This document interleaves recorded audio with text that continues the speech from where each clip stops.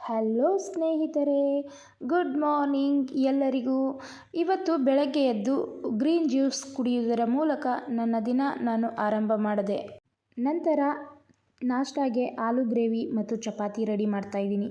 ಆಲೂ gravy ಮಾಡೋಕ್ಕೆ ಒಂದು ಬಾಣಲಿ ತಗೊಂಡು ಅದರಲ್ಲಿ ಎಣ್ಣೆ, ಸಾಸಿವೆ, ಜೀರಿಗೆ, ಈರುಳ್ಳಿ ಹಾಕಿ ಚೆನ್ನಾಗಿ ಫ್ರೈ ಮಾಡಿಕೊಂಡು ಹಸಿ ಬಟಾಣಿ ಇದ್ದರೆ ಆ್ಯಡ್ ಮಾಡಿಕೊಂಡ್ರೆ ಆಲೂ ಗ್ರೇವಿಗೆ ಕಾಂಬಿನೇಷನ್ ಚೆನ್ನಾಗಿರುತ್ತೆ ಸ್ನೇಹಿತರೆ.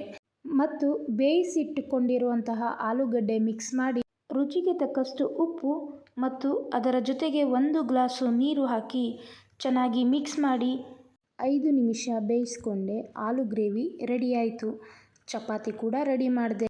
ಇವತ್ತು ಶುಕ್ರವಾರ ಫ್ರೆಂಡ್ ಜೊತೆ ಬನಶಂಕರಿ ದೇವಿಯ ದರ್ಶನವನ್ನು ಪಡೆಯಲು ಪ್ಲ್ಯಾನ್ ಮಾಡಿದ್ವಿ. ಬನಶಂಕರಿ ದೇವಿಯ ದರ್ಶನ ಪಡೆದು ಇವತ್ತಿನ ದಿನ ಎಂಜಾಯ್ ಮಾಡಿದೆ ಫ್ರೆಂಡ್ ಜೊತೆ. ಬನಶಂಕರಿ ದೇವಿಯ ವಿಡಿಯೋ ನಿಮಗೆ ಇಷ್ಟವಾಗಿದ್ದರೆ ಲೈಕ್ ಮಾಡಿ, ಶೇರ್ ಮಾಡಿ.